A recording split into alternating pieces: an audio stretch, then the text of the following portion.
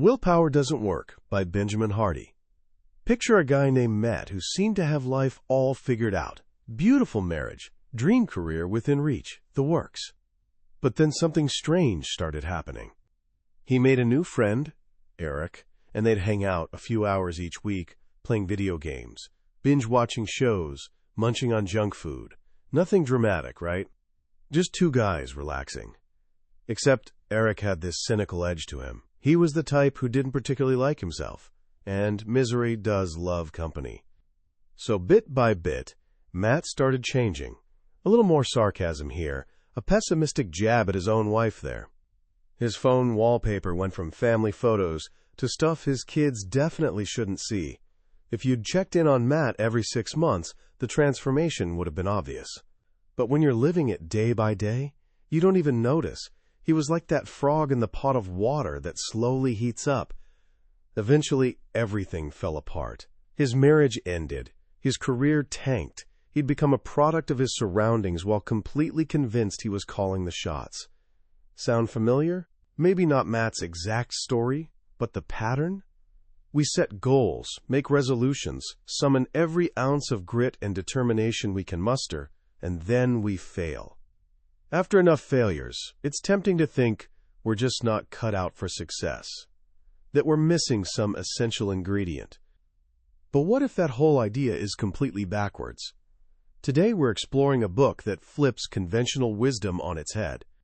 It's called Willpower Doesn't Work by organizational psychologist Benjamin Hardy.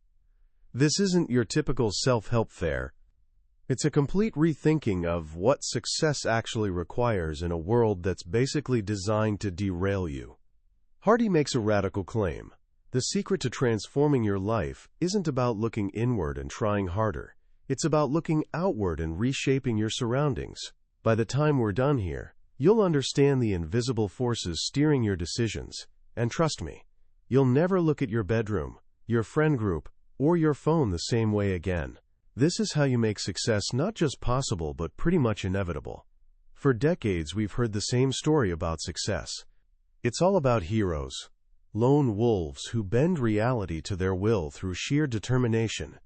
We're told to focus on ourselves, build more grit, more discipline, more willpower. The American Psychological Association even found that lack of willpower is the top reason people give for not reaching their goals.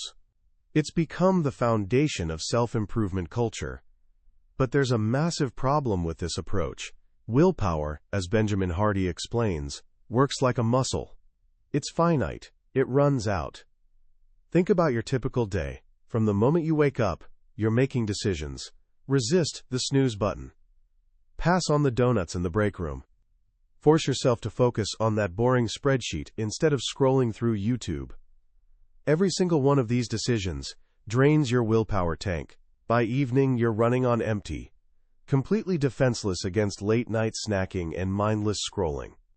Trying to muscle through life is like trying to hold your breath forever. Eventually, you're going to gasp for air. This is exactly why New Year's resolutions crash and burn by February. It's not because you're weak. It's because you're using a strategy that was rigged to fail from the start. The very fact that you need willpower means you're in conflict with yourself. Part of you wants to be healthy, but another part desperately wants that cookie. This internal tug-of-war is exhausting, and you'll eventually lose if your environment keeps waving that cookie in your face. So if willpower isn't the answer, what is? The historian Will Durant spent over 40 years studying the entire sweep of human history, and he came to a surprising conclusion. History wasn't shaped by great individuals, but by demanding circumstances. It was necessity, he realized, that was the single most crucial ingredient for greatness. An ordinary person's abilities could double if the situation required it. This is Hardy's central truth. We're all products of our environment. But here's the empowering part. We get to choose and shape that environment. You don't need more willpower. You need to create conditions where willpower becomes unnecessary. Consider the evolution of motocross. Back in the 90s, the backflip was considered impossible, something you'd only see in a video game. The best riders in the world had all the passion and determination you could ask for, but they couldn't pull it off. Then in 2002, a rider named Caleb Wyatt successfully landed one. Suddenly, the impossible became possible. The entire sports landscape shifted. A new standard emerged. Fast forward to 2014, and a 10-year-old boy named Jason Roney landed a backflip. Was he somehow more talented than the legends of the 90s? Nope. He simply grew up in a world where backflips were normal. His environment shaped what he believed was possible, so he just did it. Your environment is constantly writing the rules for your life, whether you notice it or not. Psychologists call this the Pygmalion effect. The expectations of those around you establish your own expectations. To illustrate this, Hardy shares a fascinating story about training fleas. Place a bunch of fleas in a jar, and they can easily jump out. But put a lid on that jar, and they quickly learn to stop jumping so high. After bonking their heads a few times, they adapt. Here's the wild part. After 3 days, you can remove the lid, and the fleas will never jump out again. An invisible ceiling has formed in their collective mind. Even worse, the next generation of fleas born inside that jar will adopt the same limitations as their parents, never realizing they're capable of jumping higher. Most of us are living in a jar with an invisible lid, our potential capped by the environment we've accepted as normal. We become the average of the 5 people we spend the most time with. And it goes even deeper. We're also the average of the 5 people they spend time with. If your friend's friend gains weight, your own chances of gaining weight increase dramatically. It's a secondary connection you never even see coming. But it shapes you all the same. Your potential is determined by what surrounds you. Garbage in, garbage out. The good news? You can choose your jar. You can choose your influences. This isn't about nature versus nurture. Your nurture is your nature. And you're in charge of your nurture. So how do we start consciously designing our environment? Hardy argues that humans evolved to thrive in 2 specific types of enriched environments. Environments of high stress and environments of deep recovery. And the secret is cycling between them. The first is an environment of positive stress, or eustress. This is where you're challenged, pushed beyond your current limits. The gym, where you lift heavier than before. The project that forces you to learn new skills. The second, and perhaps more critical in our modern world, is an environment of genuine recovery. This is where you truly unplug, reset, and recharge. Growth doesn't happen during the stress, it happens during the rest that follows. Unfortunately, most of us exist in a third unenriched state, constant low-level distraction. We're never fully on, and we're never fully off. We're semi-present at work, thinking about home, and semi-present at home, thinking about work, all while our smartphones keep us in perpetual alert mode. This is survival mode, and it's a recipe for burnout and mediocrity. The first step to escaping this trap is mastering the art of recovery. This starts by creating what Hardy calls a peak experience. A peak experience is a moment of heightened clarity and inspiration, usually happening when you're completely removed from your daily grind. It's that profound insight you get while traveling, or the life-changing decision you make on a quiet weekend retreat. These moments are crucial because they let you see your life from above, see the forest, instead of just the trees. You can't make powerful decisions about your future when you're trapped in the frantic energy of your present. You have to get away. It could be a week-long vacation like Bill Gates' famous Think Weeks, where he'd isolate himself just to read and think, generating his best ideas for Microsoft. Or it could simply be a disconnected day, where you drive 30 minutes out of town, turn off your phone, and spend time with your journal. The journal is essential. It's where you solidify the insights you gain during these peak states. It's where you reconnect with your why and write down your big-picture dreams, not as vague hopes, but as concrete plans. When you make decisions from this elevated state, they carry a power and conviction that rushed daily decisions simply cannot match. Once you've set your new direction from a peak state, you need a daily system to keep you on course. Think of your life like an airplane. A plane is actually off course 90% of the time, buffeted by winds and turbulence. It reaches its destination because the pilot constantly makes small course corrections. Your daily morning routine is your guidance system. Its purpose is to put you back into that peak state every single day, to remind you of the person you've decided to become. Most people start their day reactively. They grab their smartphone, and immediately they're sucked into other people's agendas, emails, notifications, social media feeds. This sets them up for a day of distraction. A powerful morning routine, however, is proactive. It puts first things first. The most essential part of this routine is, again, your journal. For just 5 to 15 minutes, first thing in the morning, you write down your goals. Not as something you hope to do, but as something you will do. I will make $100,000 by December 31st. I will run a marathon by June 1st. Writing them down daily trains your subconscious mind to find ways to make them happen. This ritual works best in what Hardy calls a sacred space. This doesn't have to be some temple on a mountain. It just needs to be a place that's personal to you, a place that triggers clarity. For Hardy, it's his car, parked in a quiet neighborhood before he hits the gym. For comedian Jim Carrey, when he was broke and struggling, it was the top of a hill overlooking Los Angeles. Every night, he'd drive up there and visualize his success. It was there, in his sacred space, that he famously wrote himself a check for $10 million for acting services rendered, dated it 5 years into the future, and put it in his wallet. Just before that date, in 1995, he was paid $10 million for the movie Dumb and Dumber. He created his future by repeatedly connecting with it in his sacred environment. Now, once you've made a powerful decision, the next step is crucial, and it's where most people stumble. You must ruthlessly eliminate everything from your environment that conflicts with that decision. Hardy calls this subtraction, and he uses a brilliant metaphor from the movie Interstellar. To escape a black hole's massive gravitational pull, the astronauts know their ship's rockets aren't powerful enough alone. The only way to break free is to lighten the load by detaching part of the ship. Everything in your life, your physical possessions, your relationships, your distractions, is exerting gravitational pull, keeping you in your current orbit. To break free, you don't need more rocket fuel willpower.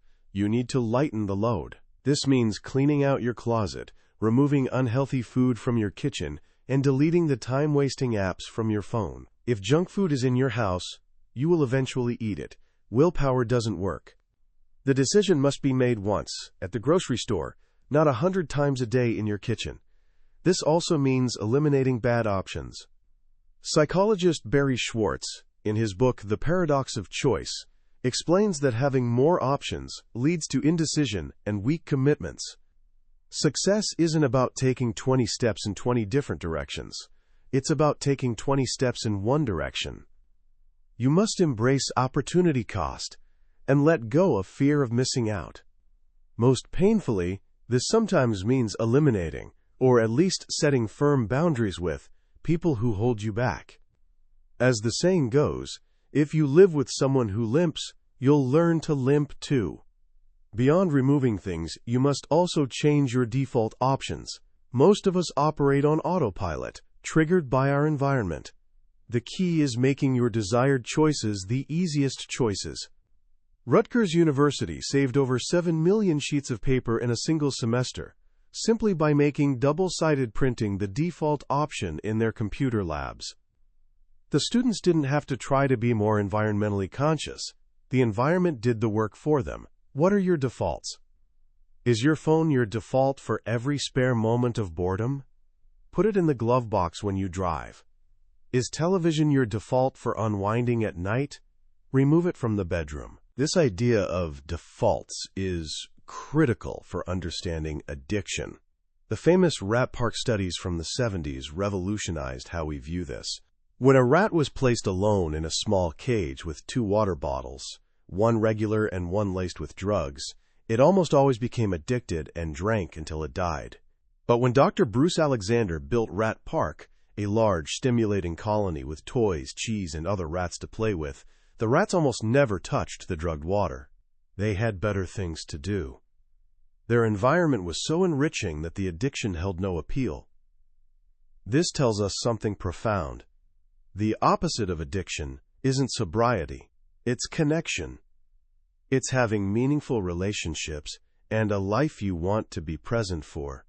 Our modern environment is designed to isolate us, making us vulnerable to all kinds of addictions, technology, stimulants, work. The way out isn't to fight the addiction, but to build a better park. So far, we've focused on creating environments for rest and recovery. But to achieve great things, you also need to build environments of positive stress, arenas that force you to perform at your highest level. This is where Hardy introduces the powerful concept of forcing functions. A forcing function is a self-imposed constraint that makes your desired behavior mandatory. There are 5 key types of forcing functions. First is high investment. When you have skin in the game, your commitment level skyrockets. Hardy tells the story of a 17-year-old who wanted to sell shoes. He and his friend invested $10,000 in inventory. In his own words, "Once we had all of our money in, it was all or nothing. That really scared me. I had to sell the shoes, you couldn't turn back." That investment was his point of no return. It changed his identity from wannabe to business owner. Second is social pressure. When you make a public commitment, you feel obligated to be consistent. If you want to run a marathon, register for the race, announce it on social media, and find a running partner. You'll be far more likely to train on the days you feel weak because you don't want to let others down. Third is high consequence for poor performance. Michael Phelps can't afford to eat poorly or skip a training session because the immediate drop in his performance could be the difference between a gold medal and not placing at all. When you're operating at a mediocre level, there's room for error, so you make errors. Raise the stakes for yourself. Fourth is high difficulty. We mistakenly believe that happiness is the absence of a load, but it's the load that gives us traction to move forward. Hardy shares an analogy of a man whose truck gets stuck in deep snow. He can't get out. Finally, he gets the idea to start cutting firewood and loading it into the back of the truck. The heavy load of wood provides the traction needed to escape the snow. Becoming a foster parent, Hardy admits, was the substantial load he needed to get traction in his writing career. And fifth is novelty. When you do things you've never done before, your brain is forced to be more engaged. Author and entrepreneur Ari Meisel structures his work week so that he never works in the same place 2 days in a row. Mondays are for deep, creative work in a dark, quiet co-working space with no cell service. Tuesdays are for high-energy sales calls at his partner's bright, social apartment. Each environment is optimized to trigger the mental state needed for that day's work. This rotation keeps his mind fresh and his performance high. The ultimate forcing function is to compete with people far above your current skill level. Josh Waitzkin, the chess prodigy and martial arts champion, calls this investing in failure. While his classmates would practice with people at their own level to avoid losing, Waitzkin would intentionally train with those who were far more skilled. He'd get beaten over and over again. But this process compressed his learning curve, allowing him to absorb the skills of his superiors at a rapid rate. Don't make decisions based on your current circumstances. Make them based on where you want to be. As you grow and leap from one challenging environment to the next, there's one final, crucial piece of wisdom. Never forget where you came from. Hardy tells the story of Fiona Mutesi, a young girl from the largest slum in Uganda who became a national chess champion. As she began to succeed, she was exposed to a world of comfort and opportunity she never knew existed, and for a time, she felt disconnected from her family and her home.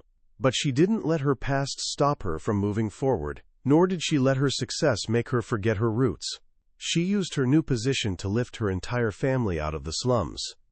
Research shows that children who know more about their family's history, the ups and the downs, have higher self-esteem and are more resilient facing challenges. Knowing your story gives you a sense of being part of something larger than yourself. So as you evolve, honor your past. Be grateful for the challenges that shaped you and the people who helped you along the way. Remember that your success isn't yours alone. It's the product of your environment, an environment you can now consciously shape for yourself and for others. You're not fixed, you're fluid, and no matter where you are right now, you can change. As we wrap up our journey through Willpower Doesn't Work, what strikes me most is its profound sense of empowerment. For so long, the narrative around self-improvement has been one of internal struggle. It's a message that, when you think about it, is subtly disempowering. It suggests that if you're failing, there's something fundamentally wrong with you. You lack the grit, the discipline, the willpower. This book offers a powerful antidote to that self-blame. It shifts the focus from fixing yourself to designing your world. It's a message of liberation. It tells you that you're not a broken machine needing repairs. You're a perfectly functioning organism that's simply in the wrong ecosystem. Change the ecosystem, and you'll naturally, inevitably, change. The most powerful lesson for me is the idea of forcing functions. It's such a simple, elegant concept that cuts through all the noise of motivation hacks and productivity tips. Instead of trying to motivate yourself to go to the gym, what if you simply paid a personal trainer for 3 months in advance? Instead of trying to resist checking social media, what if you just deleted the apps from your phone? These aren't acts of willpower, they're acts of wisdom. They're single decisions that make thousands of future decisions irrelevant. It's about being a brilliant architect of your life, rather than a tireless laborer within it. You set up the conditions for success once, and then you let the environment do the heavy lifting. This brings us to what you can do today to put these ideas into practice. First, perform an environmental audit. Tonight, before you go to bed, take a look around your bedroom. Ask yourself a simple question. What behavior is this room designed for? Is it designed for restful sleep? Or is it a multi-purpose entertainment center with a television, a laptop, and a smartphone buzzing on the nightstand? Make one small change. Move your phone charger to the kitchen. That simple act is a forcing function. It creates a small amount of friction that makes it easier to do the right thing, to disconnect and rest. Second, identify your biggest willpower drain. What's the one thing you spend the most mental energy resisting every day? Is it the snacks in the pantry? The social media notifications? The temptation to procrastinate on a big project? Your mission is to make one decision that eliminates that battle. Don't just resist the snacks. Remove them. Don't just ignore the notifications. Turn them off at the source. Don't just fight procrastination. Create a forcing function, like Dan Martell, who leaves his laptop's power cord at home, so he has to finish his work before the battery dies. Finally, and most importantly, understand that this isn't a journey you take alone. The book makes it clear that connection is the antidote to the destructive forces in our modern world. Reach out to one person who represents the future you want, not the past you're trying to escape. Ask them for advice. Join a group, whether it's a running club, a book club, or a professional mastermind. Place yourself in an environment where the standards are higher than your own. You will adapt. You will rise. Because as this book so brilliantly teaches us, we're not defined by our willpower, but by the world we choose to inhabit. That was the summary of Willpower Doesn't Work by Benjamin Hardy. We've covered the core principles today, but I'll be honest with you. A summary is like looking at a photograph of a grand feast. You can see what's on the table, but you can't taste the food. The real magic happens when you read the book for yourself. It's in the quiet moments, when a particular story or a simple phrase hits you in a way you didn't expect. This summary is designed to help you decide if this book is worth your time. If anything we've talked about today has sparked something in you, I urge you to grab a copy. Reading it isn't just about learning. It's an experience that can genuinely change how you architect your daily life. The link to the book is in the description. Also, if you found this summary valuable, please click that like button and subscribe to our channel.